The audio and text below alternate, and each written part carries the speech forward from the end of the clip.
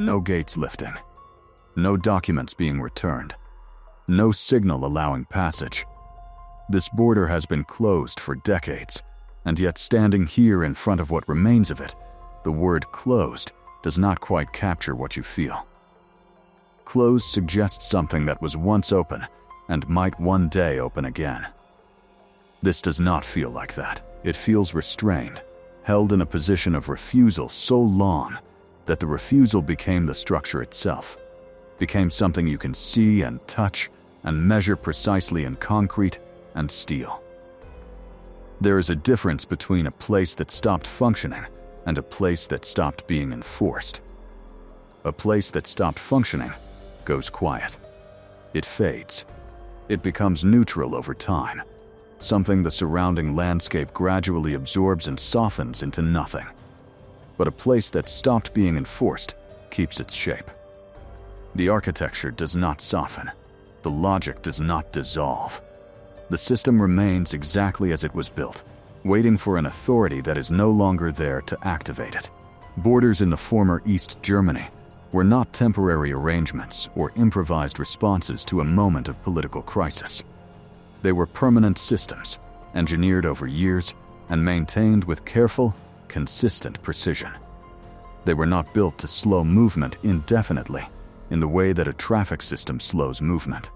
They were built to decide movement, to make the passage of a person from one place to another something that required permission, careful processing, and very often, refusal. This place was never meant to welcome anyone.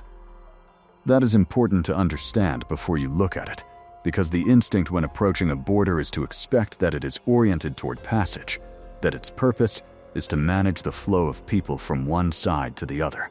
But this border was not built with flow as its goal. It was built with control as its goal, and those are entirely different things. Flow assumes movement. Control assumes the possibility of its denial, and it plans for that possibility first. Section 1. A border built to hold. Everything in the design of this place was arranged to slow decision. Multiple lanes that do not speed processing, but instead divide and isolate.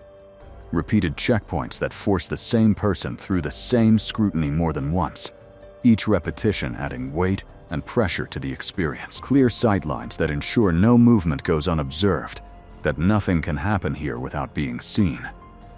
None of these elements are incidental. Each one was a deliberate choice that serves a single consistent purpose: the reduction of individual agency at the moment of attempted passage. Even now, with no one here to enforce any of it, the layout still communicates restraint. The lanes still narrow at the points where they were designed to narrow.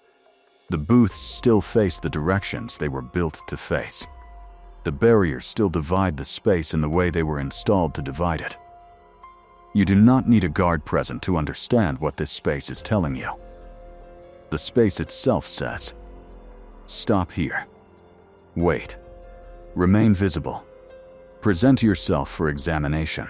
The instruction is architectural, and architecture does not require personnel to keep speaking. Section 2. When restraint remains.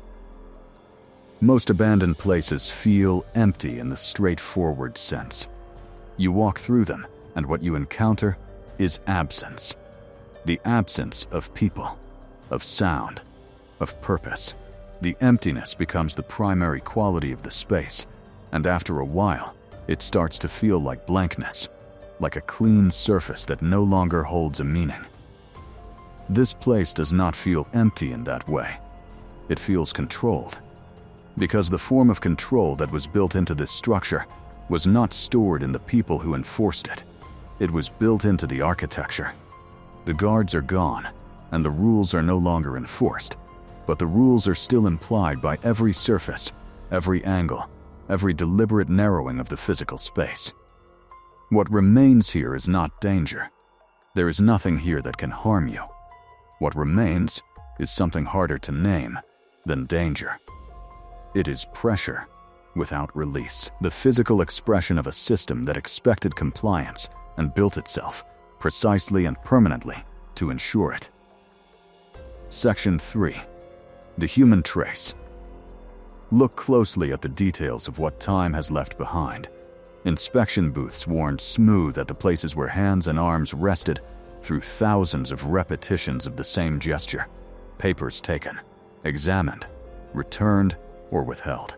Barriers shaped not by accident, but by the accumulated pressure of bodies moving through them in regulated patterns, day after day, year after year. Lanes that were narrowed specifically to manage human bodies, to ensure they moved in single file, that no two people could pass side by side in a way that might complicate observation. These details do not tell individual stories. They do not preserve the memory of any specific person who stood here and waited, or was turned back, or was allowed through. What they show is routine. The deep, worn groove of a system that processed people as units of movement requiring authorization.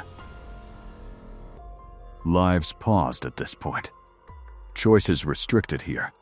The direction of a person's future altered at this exact spot, repeatedly, for decades, by a structure that did not know or care who was standing inside it. Now, no one is being stopped. The authority that gave this structure its power has been gone for a long time. But the space still expects compliance. It is still arranged for it. The expectation is built into the physical dimensions of every element, and those dimensions have not changed. Section 4. Why this border still feels closed. Some borders disappear when they close. Political boundaries that were once enforced by presence and procedure become simply a line on a map, then a line people no longer think about, then nothing at all. The border dissolves because its existence was always more conceptual than physical. When the concept changed, the border changed with it, and eventually ceased to exist in any meaningful way. This border did not dissolve, because it was not primarily a concept enforced by people. It was a structure designed to function independently of any particular person's will or understanding. The ideology behind it, the political system that created it, those things ended. But the physical expression of that ideology did not end. It is still here, still oriented in the same direction, still carrying the same spatial logic in every measurement and every angle.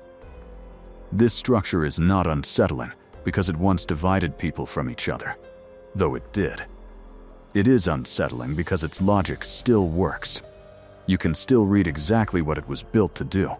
You can still feel, in the arrangement of the space, the precise intention of the people who designed it. The structure remains. The intention is intact. The authority that used it is gone. If a system survives longer than the ideology that created it, longer than the people who built it, and the people who enforced it, and the people it was built to control, if the physical form outlasts every human element that gave it meaning, does it ever really end? Or does it simply wait, intact and patient, for something that no longer exists to return?